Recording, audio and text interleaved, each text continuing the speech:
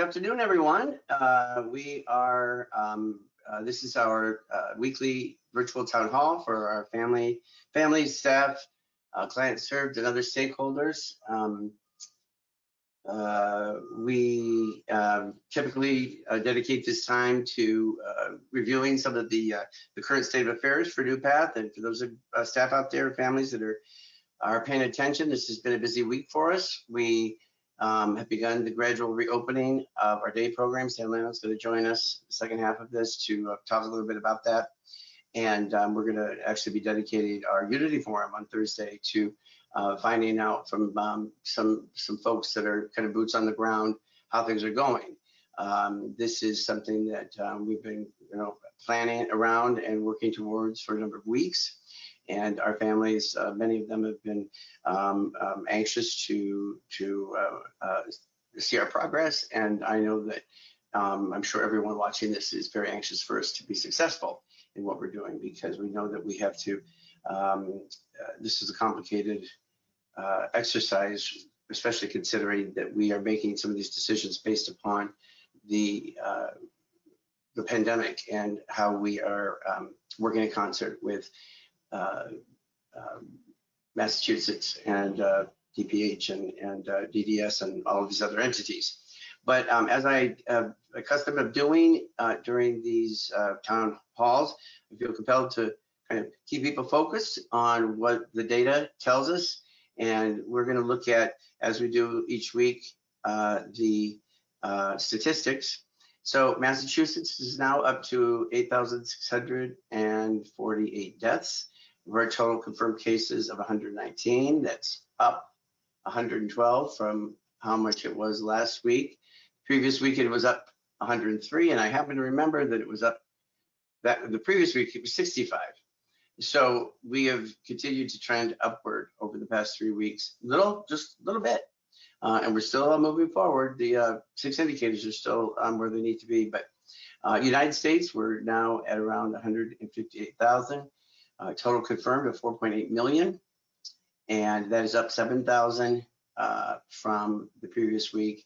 And the previous week it had been about 7,900. You know, the interesting thing that I've seen in some of these statistics is, of course, there's different sites and different places to get it, but you're in big numbers when they stop listing all the additional hundreds. So it's instead of 158,000 and something, it's 158K. When you start rounding up, or 18.2 mil, as it is in the global cases of confirmed, and the deaths being at 692K, that's thousands.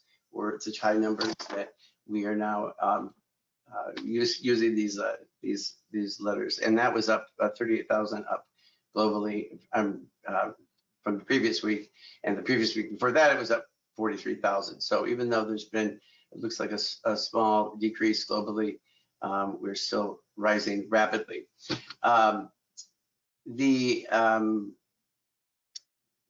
If you were to test in Great Britain, United Kingdom, you would have to test 235 people for the coronavirus before you would find a positive case. If you were in Germany right now, you would have to test 150 people before you would find a positive case for coronavirus. And in the United States, unfortunately, every 12 person tested is positive for the coronavirus. And I heard this recently, the statistic, and we've been talking about the positivity rate.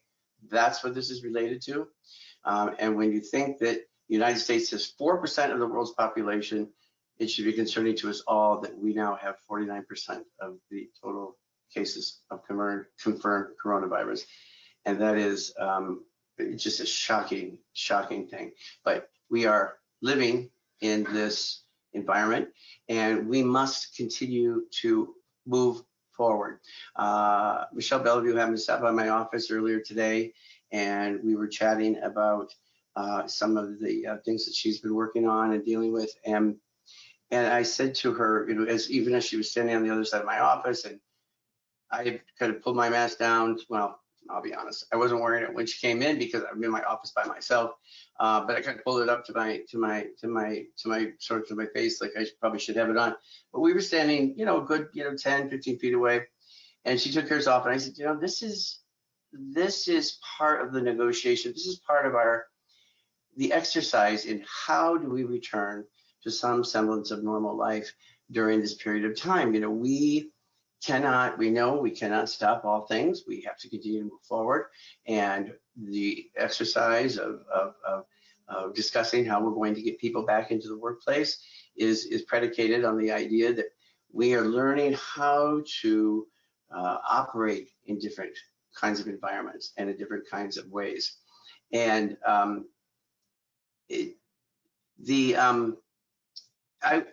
was thinking about something, and I wanted to share it with folks because a few people have been asking. So last week, my mother fell in her room or apartment at Benchmark. And the thing that really sucks about it is the very next day, Benchmark was going to be relaxing the visitation restrictions a little bit so that I was going to be able to get into her apartment for the first time since March to clean it and go through things and get her CPAP machine all set and all these things that I haven't been able to do to help her. And we've been trying to work through the staff there, but there's just limits to what they could do and what I'd be willing to do. So she fell the night before that was to happen. She ended up at Leahy Hospital. And she was there through Friday with a broken, she now has a fractured hip. And it's been a terrible experience each time she goes into the hospital because of COVID, but it doesn't mean that I can, you know, check out because of COVID. So it's taking all of the complexities that we've faced before, because I don't remember life being all that easy before. There was always kind of something going on. But now we've got COVID that complicates everything. And she had to be transferred to a rehab. And so I had the wonderful experience of trying to choose a good rehab. And I couldn't help her move into her room at this new rehab Friday afternoon, although I packed everything up. And over the course of the weekend, I had one of the most miserable weekends that I can recall having in a very long time. And just for fun, not for this, but it's right here on my desk, I printed up from AT&T all the different calls that I made just since from July 31st, Friday, until Monday morning. And I coded them because some of them are from my brother Steve, some the ones from my mother, and then the ones I had to make to the rehab facility. And 14 calls for my mother, 14 calls for my brother Steve, 23 calls to the rehab facility. I'm totally, I think something like 6 hours or something on the phone, scattered over the whole weekend. Why am I telling you this? Well, I was starkly or acutely aware of how COVID was making so many things more difficult. The fact that I couldn't be in to see her, the fact that I couldn't confirm things that couldn't help in my own way.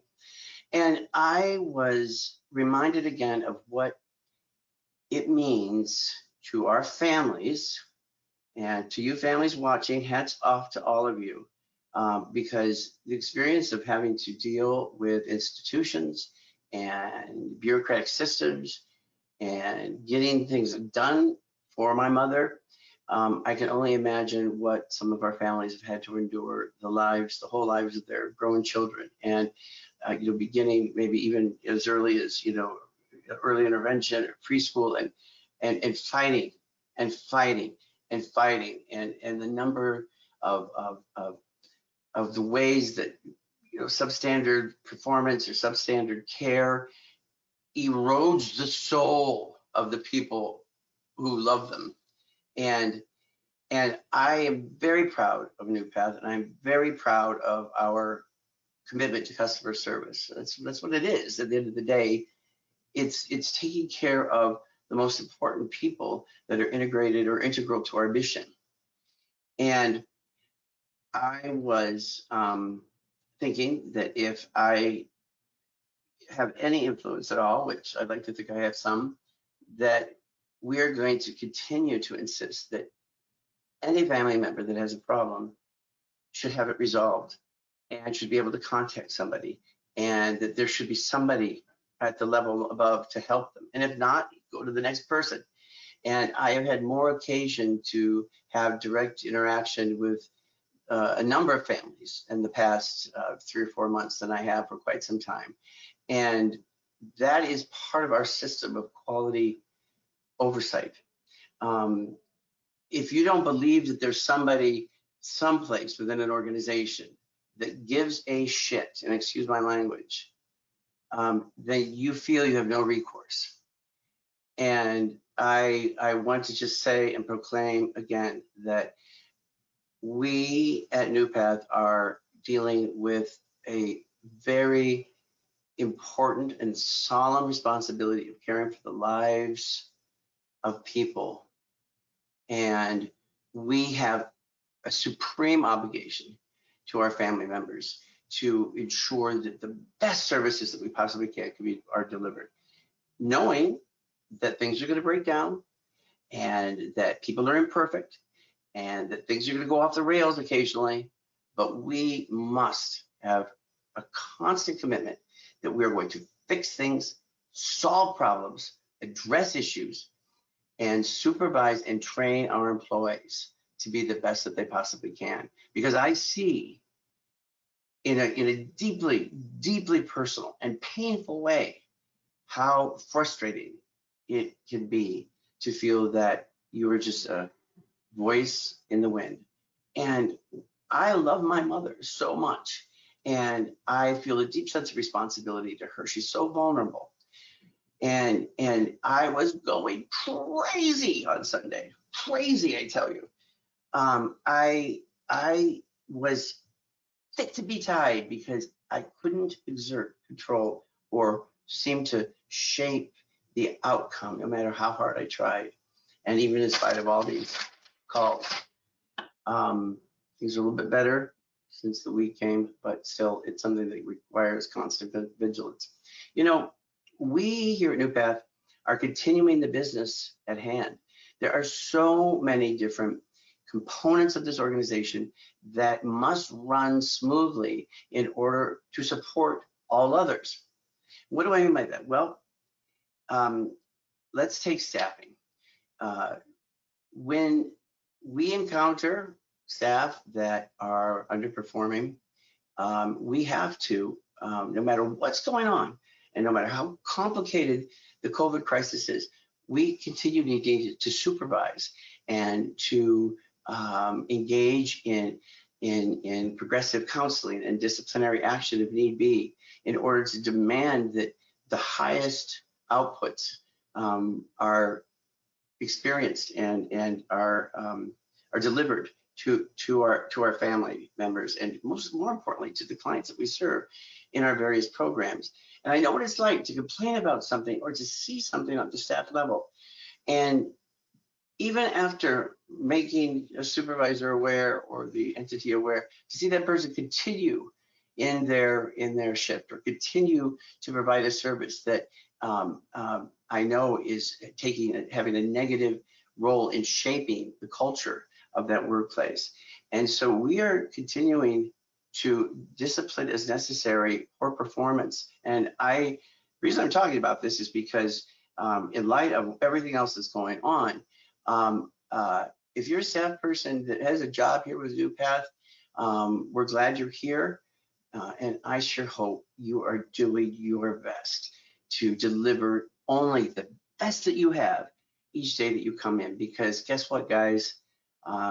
This is not a time to be losing your job for not doing what you're supposed to be doing. And just this past week, we've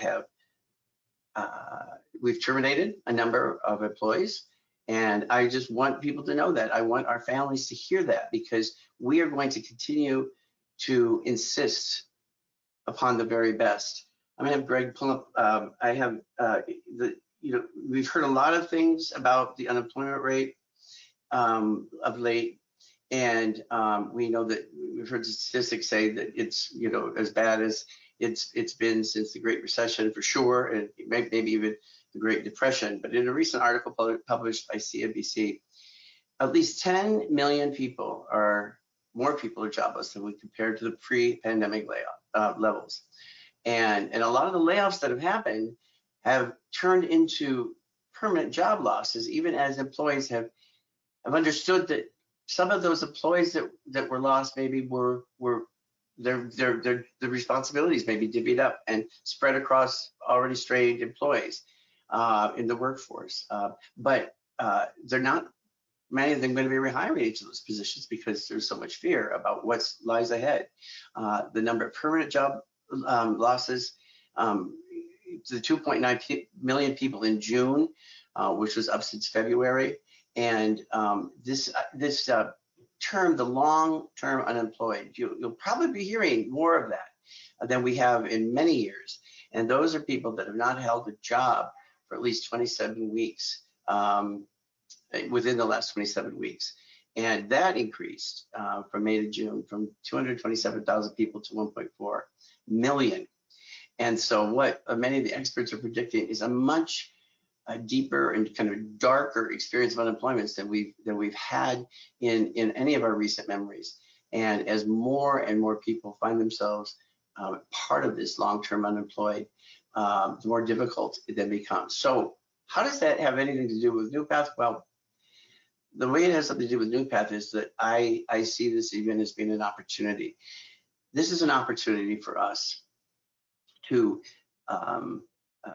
before this happened, when the unemployment rate was the lowest since, what was it, 67 or 66 at 3.6%, it had become very difficult to always know that we could hire quality people to do the shifts that we have. And it is difficult when you're in that situation to not in some ways be felt that you were being held hostage. You saw some poor performance in employee, but you knew that it was better than maybe nothing. And if you had a vacancy there, we're trying to recruit for it. There just weren't people looking for work. That's different now. And even as we begin to, power up,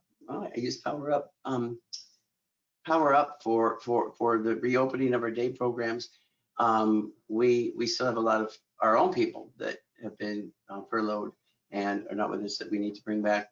But certainly this is going to provide more opportunity to be more exacting and to be more demanding and to say to people, look, if you don't have the commitment to doing the right thing, the best thing, to always deliver your best in dealing with the people in our care, then we'll find somebody else who can do that.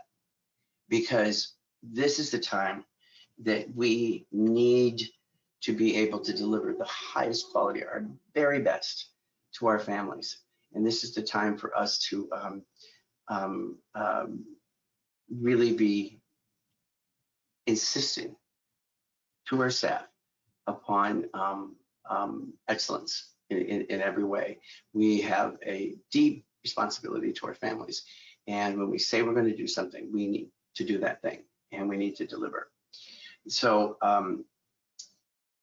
that's just some of what's in my head right now. And a part of the beauty and the peril of doing these things live and catching me just as I am is that sometimes you'll kind of climb into my headspace a little bit. But to all of our staff out there that are doing their parts in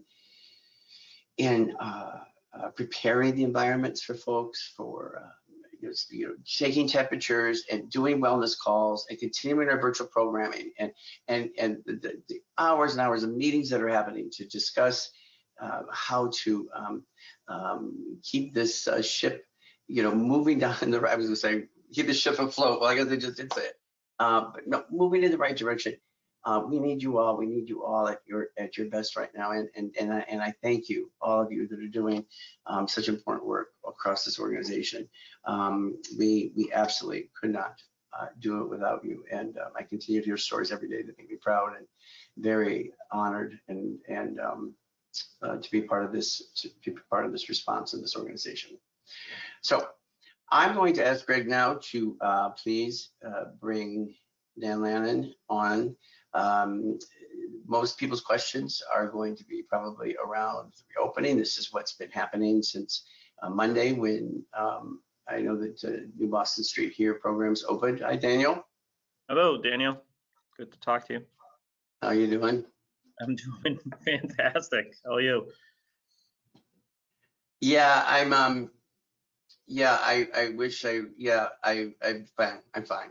I just was complaining. I don't know if you caught my is it a monologue? I don't know what it is, but it was my chance to kind of talk about some of my experiences and how they're really shaping, sort of my sense of what some of our families may be going through. So that's for better, for worse, that's kind of where we are. But how you doing? I'm doing well. No, I guess I was smirking. I couldn't stop smirking because I mean, what you said was, sorry to hear about the difficulty with your mom, but what you said was so true about, the responsibility and the trust that families give to us and our staff to take on and to try to meet the needs of everyone. And that trust has certainly been tested, and I hopefully we lived up to that test during this crisis that's been going on. And you mentioned recently the couple of staff that we've had some sort of disciplinary issues with, or things we've had to address this past couple of weeks. I think those have been the anomaly, and I think when we think about the last 4 or 5 months and the amount of additional resources we've had to put into things that we never really thought we had to put into things, I think that that's inevitable to happen. But I think your words are true, that we need to just continue to make sure policies and procedures are followed and protocols are followed, and we hold people accountable when that doesn't happen. So when a family member makes a complaint about something, to me, it's not the complaints that are significant here. Yeah, we wish that nobody ever had a single complaint, but that's just not the nature of our world. Things are going to go wrong, and things are going to go astray. You've heard me talk about how I'm going to get a little wonky here, but Newton's second law of thermodynamics is of entropy. Like, the universe is going from order to disorder. And I've said for many years, you've heard me talk about how it's not so much about us and our roles trying to get something perfect. Like if we work hard enough, we're going to finish this thing and it's going to be done. That's not what our jobs are like. Our jobs are to restore order from disorder. So when a family member calls and doesn't have a complaint, something's gone awry, something's gone to disorder, how quickly do we follow through? Can we correct that? Can we fix that? Can we ensure that they know they are being heard? And I think that is the hallmark of a good organization, because yeah, we want to reach as close to the highest quality that we possibly can, and I think we're doing that. But really, I think as important, if not more important, is making sure that families know that if there is a problem, they know who to call, and they can see signs of something being done about it right away. And I hope that our families know that if there is an instance where a staff person is let go or reassigned or something happens, of course we can't talk about those things always, but the families need to understand that there's usually a good reason, very good reason why we're doing that. And these are small decisions that are made each and every day that are predictive of a better work culture, staff that have a better understanding of what's expected and what the consequences will be if they don't follow the jobs. And I think that we, I probably got a reputation of being very effusive in my praise of people that are doing well. Nothing brings me more joy on earth than to hear from a family member or to see examples of the greatness that we have. And I think that probably I'd be desensitized to how good so many of our staff really are if I were to go someplace else. But it doesn't eliminate the need for us to also, on the other side of things, be able to take decisive action when a problem is recognized or when one of our internal quality assurance measures reveals something that needs to be addressed. And so, it's more kind of like my promise or recommitment to the families too.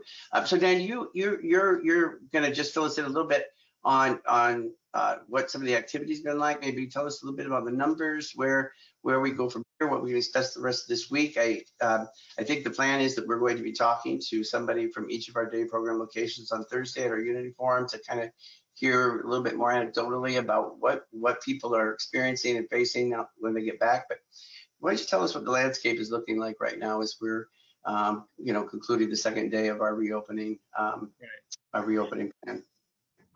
Well, I guess I'll start with if people haven't had a chance to see the video that's on our link on the YouTube page of the opening and have a chance to view that. I think that was an excellent way to transition people back into what to expect when starting programs. And I know I'll recap our timeline of what things are this week, and then just remind people that that's still available, so that if groups, if people are planning on coming back later, or if you're in a group that hasn't started back yet, what you can expect. So this week from reports from the staff has gone as good as it possibly can have gone. The numbers were very low, as we anticipated. Yesterday, our first day open at the New Boston Street location, we had 13 individuals. And, that was probably 75% of the 13 were from New Boston Street, and a small amount were from our Westford program, our Martin Center program. And so there are a couple days this week where that number will increase just a little bit, but it was around that number again today. And today, actually, in addition to those 13 or 14 people we had come in, we had 2 of our club residential groups stop back today, and they're only rotating into the building at different times for a shorter amount of time. So I think it's a great sort of soft opening, if you will, of what we want to do moving forward, and what we think we can handle and capacity wise. I think everybody hearing from everyone that how well individuals did with leaving the masks on, and remembering the cue to make sure the mask is on, and the responsibility they have for hand washing and using sanitizer and everything. I think that everyone did a great job, and I think the drop off went very well, with families bringing people in and taking temperature. That took a little more time than we thought, so we added some additional resources to that. And so I mean, I think we're very encouraged with the first couple of days. Again, the amount of resources that we have in place to be able to handle the first round of people, or even the first 2 rounds of people, is really what we staffed up for. And so we feel good that we have enough supports, and people were just very excited to be back to some normalcy and get out and see some of their friends. So Kelly Law, on her phone call this morning, Kelly Lawless, regional director for our region, and we had a chance to hear from her, I think it was a couple of weeks ago. She talked about her concern of this kind of gradual increase in cases, positive cases in her area. And she talked when she was with us about how early on in the pandemic, we see Region 3, well, at least it seemed to start, a lot of the surge or spike or whatever you want to call it seems to come out of Region 3. And so these are all the cities and towns kind of north of Boston, west of Route 2, and up Cape Ann. And so their DDS is tracking very carefully as these organizations across Massachusetts begin to reopen, because we are doing this to be mindful of are there certain trends, if there's certain best practices, or there's certain things to avoid, as we see agencies doing all kinds of different things across the board. But have we had any more cases that of positive cases, or? So we had one additional positive case come in over the end of last week. It might have been the beginning of the weekend, and it was a staff person who hadn't worked for us since I think it was July 24th. And so and I think that was the last shift they were on, but don't quote me on the July 24th. So that's the only other positive case that we've been experienced with. There has been some additional testing that took place, but no other positive cases. And she talked about the testing too, because and people have heard me say this so many times, they're probably sick of it, but I just so strongly believe that testing is critical. And she mentioned this morning that she's very happy to continue to help schedule pop-up testing sites. Do you think, if you have any more talk, I hope to get with Sharon Pitts before this. I saw her in the hallway. I was hoping to get a minute of her time before we went live today. But has there been any more talk about doing another sort of round of testing within our calculus, or maybe, doing more of a push to get staff who haven't been tested just to, are we still just really waiting for symptoms to drive whether or not somebody's tested? Is that how we're still doing it, or? I mean, it is primarily, there's been so many different opinions and ideas and of what people would like to see for testing. As of right now, it is still based on, the symptom based, meaning, if someone does have a fever, or that someone does call in and report being sick, then certainly we're facilitating helping them get tested. And I know that Kelly offered some more, the pop-up site, and for us to host another pop-up site in the one that's being hosted next week in Raleigh, and then there's one in Andover the next week. So I felt like in talking with Sharon and a small group of us that were in the reopening strategy, we didn't feel like it was in our best interest to do a pop-up site at that time, just because we were opening both programs. We would consider doing it at New Boston Street as well as the Westford programs, and it was so close to the opening that we thought, like, let's just make sure we get the opening down right, and we can talk about that later. I do know that if they do, there's many complications to try to have everyone tested, and we heard about, today about a baseline testing where they would want the whole agency to be tested over a 2-week period of time, and then they want that as a baseline. And that's clients and staff, right? Or just clients? That was just staff, and so. Oh, that was just staff. Yeah, okay. That was. Okay. Yeah. So that's what doesn't, there's a disconnect there, and that's what people have talked about, where that doesn't necessarily make complete sense for a number of reasons, because it is just a snapshot in that time.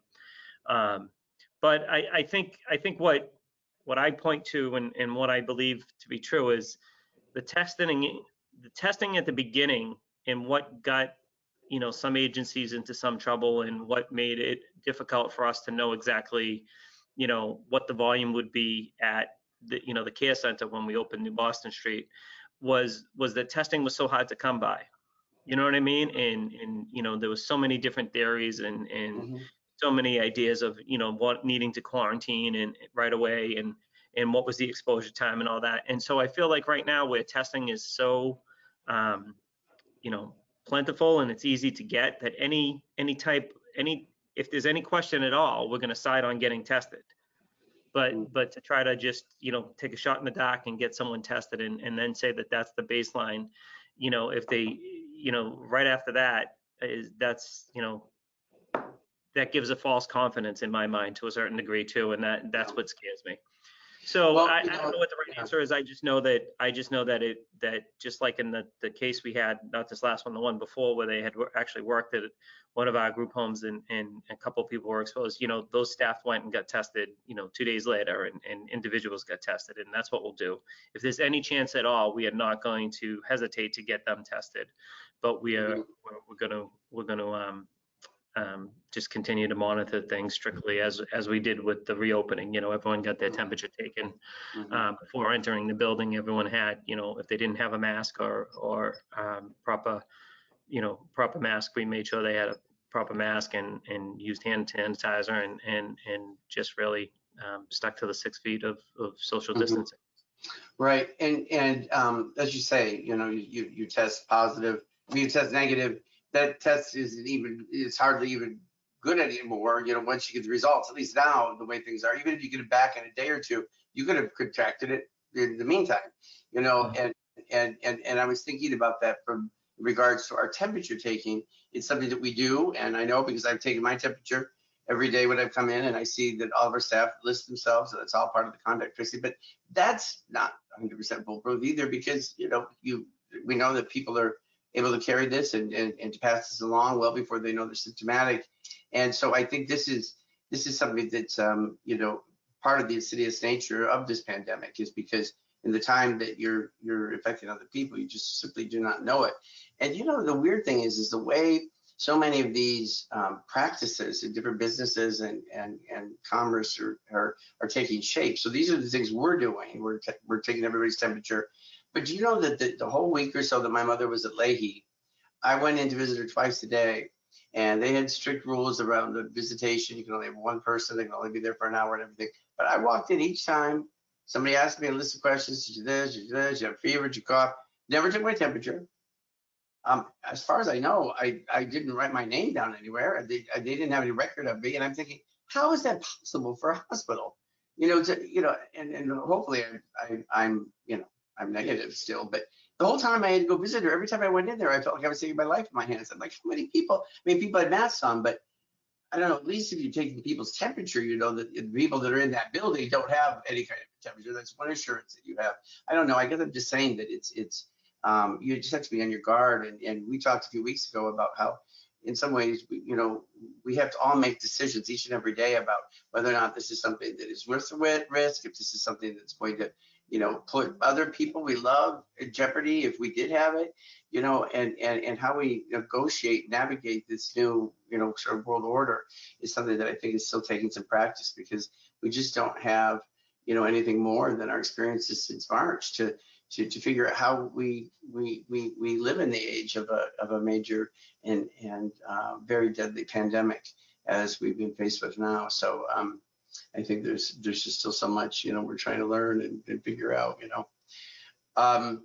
So you said that we opened Westford, or we opened the Barton Center yesterday and today. Yeah, New Boston Street. Yeah. I thought you said the Barton Center had a few people yesterday. Yeah, no, they were in the New Boston Street location. So. Oh, I got you. Okay. And so Westford's opening, what did you say? Tomorrow. Tomorrow Westford's slated to open, and I think our numbers are actually, I think we're closer to the number of 15 for people we anticipate tomorrow. And then our residential homes aren't slated to join them until Thursday. So they'll be starting on Thursday. So busy week. And what have the staff been like? I think somebody made reference to the fact that we had a lot of staff that were back in the space that had come.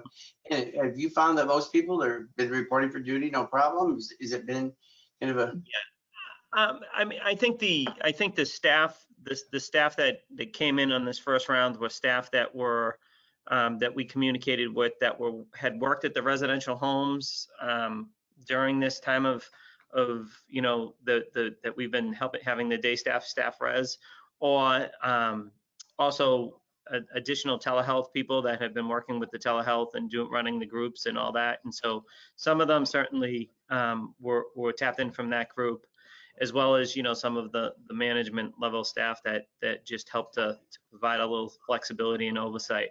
I think as we go forward, I mean, I have a laundry list of emails and calls I need to make, I want to make. But we had a number of staff at our residential homes for those houses that aren't returning to our day services, and the day staff have been willing to stay on at those residential homes and continue working. And we're just so thankful to them for being able and being flexible and willing to do that, because it helps. During this time, we finally got some guidance, not in writing, but in guidance about what our payment structure is going to be for people returning during this time, and what we can offer for telehealth services is also, with other services as well. And at first glance, it's certainly a puzzle, but at first glance, at no point, are we doing this because we we're making out financially. We're doing it because, we polled and families and people that lived at home, needed this and wanted this. And so we are going to continue to move ahead gradually. I had a conversation with one area director, about transportation, and we have not signed up to do any transportation right now, other than the employment group, which we had been doing. And so, and I think that for us right now is what we need to do. I don't think there's any, there's no sort of, at least in my mind, there's no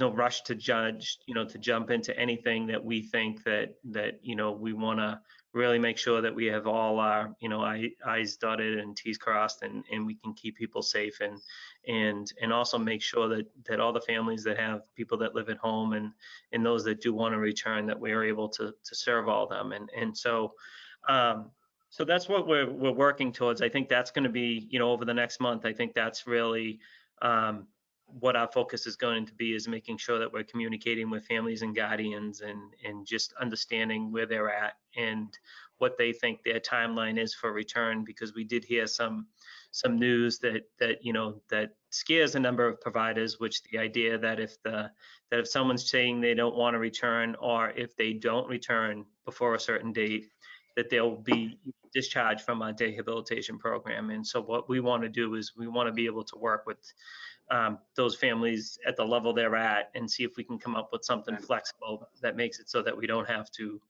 discharge and put someone through that stress.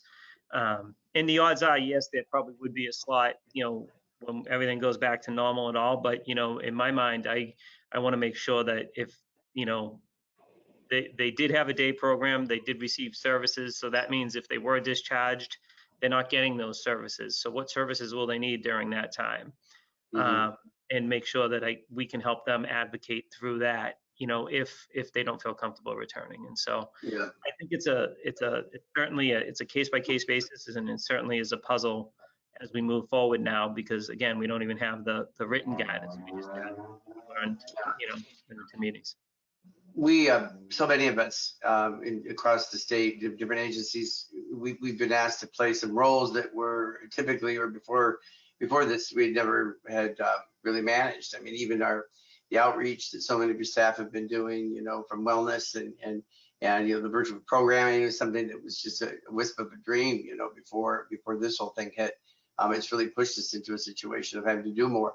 Well, and I say that, that we're taking on different roles, because if you're a family member out there and you're confused, you've got a question, I mean, we're certainly not, Medicaid, counselors, and we don't have necessarily the, all of the expertise, but we can probably find somebody that can help a family member that's got a question. And so I just would encourage people, if they're at home and they're not sure how something affects them, or if they've gotten a letter that scares them, or they need some help in interpreting something. I mean, we're in this with you, and we want to help you figure it out. Just, I think is what you're saying, Dan, too. Just that we're not, we don't want to see people discharged from the roles. We want to see people continue to come back at a pace that makes sense for those family members and for the men and women that we serve. So. Well, yeah, I think I would add to that too. We work with a lot of smart, dedicated staff, and I think we learned that through this whole crisis. And I think if families continue to work through, whether it's the manager, director, or the staff people they feel comfortable working with, and feel comfortable asking the questions that are concerning them, I assure you that we are having those conversations. As a group, and being able to strategize to what makes sense for certain groups of people, and be able to communicate that to people as soon as we can. But sometimes it takes us getting that information and then really researching it from different points, because I've always considered our role in NuPath's role, that we're advocating for the individuals we serve and the families we serve to get the services that they utmost desire, whatever we can do, and what we're allowed to do to help them meet those needs. And that's the way I'm approaching this right now. And I think that's the way all of the team is approaching it. We might not be able to have exactly what you want to have happen immediately, but we do know that that's what your ultimate desire is, and we're going to help you try to work towards that goal. And I think it it's been effective. It's worked. There's, again, a lot of dedicated people. I mean, the directors and the managers and the staff and the day staff working at the residential homes and the residential staff, everything that everyone has done and continued to pull together. We've done I think a good job figuring those things out, and we'll continue to do that, as we have what feels like a moving target regularly that we're trying to reach, because again, no one's gone through this. So. Well, Dan, we're up against the end of our kind of hour here, so we want to wrap this up. But I would say that your staff are doing a great job, our staff. And I'll tell you, this weekend, on many, many occasions over the course of the weekend, I was wishing I was dealing with NuPath staff to try to get something done for my mother than the staff that I was working with. And plus I got the CEO's phone number, so we've got the CEO's phone number. So thank you. Greg, are there any questions before we wrap this up for Dan or for me regarding the reopening? Yeah, couple quick ones. When will the family be able to go into relatives' bedrooms to take an inventory of clothes, linens, and other personal items? Yes, this is so important. This is so important. They're currently not able to do that, Dan? Yeah, currently that's not happening. We haven't been given any timeline for that, but I'm going to write that question down right now and see if I can get a better timeline. Or I would also suggest that I'll work with the directors and managers that maybe we can do some type of FaceTime and walk through that if we can't make it happen immediately.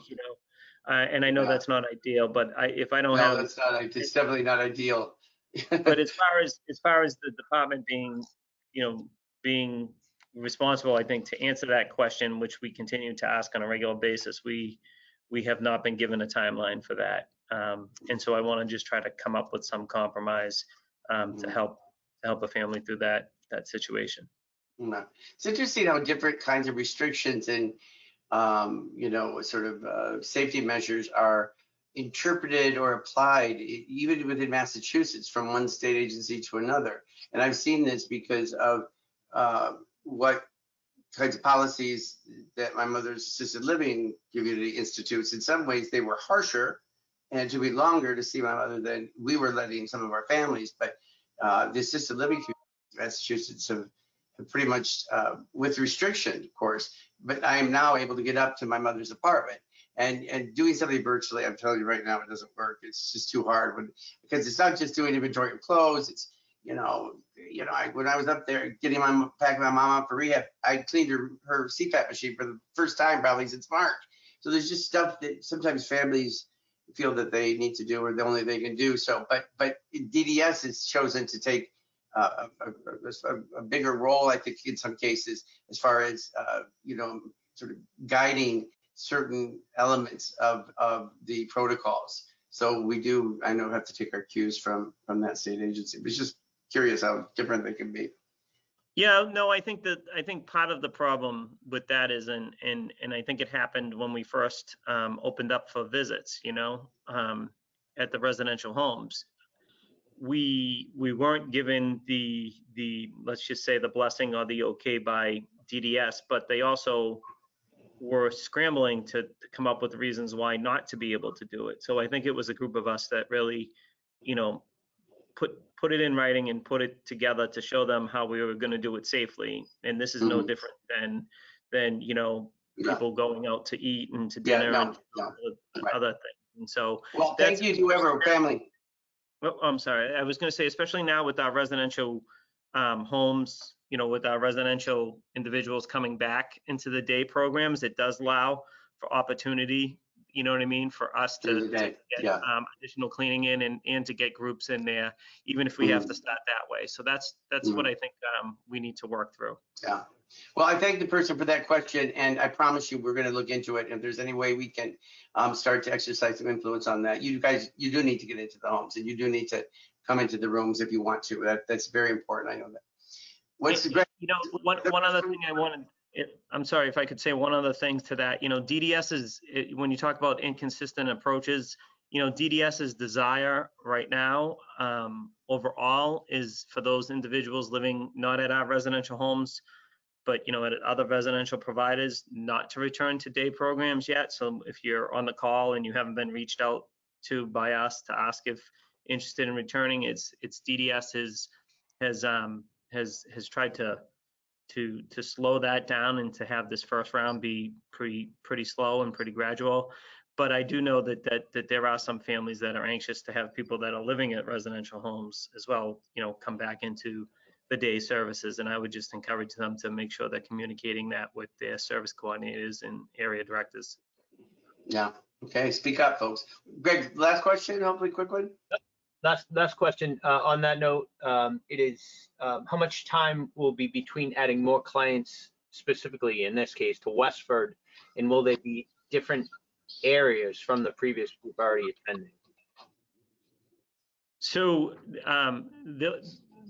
they won't necessarily be 100% different areas, but they all will be spaced out and socially distanced with the 6 feet.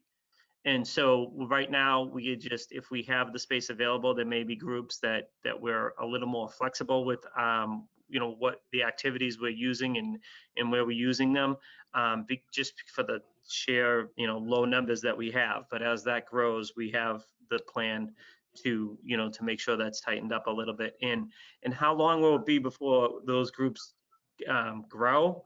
I think they're going to.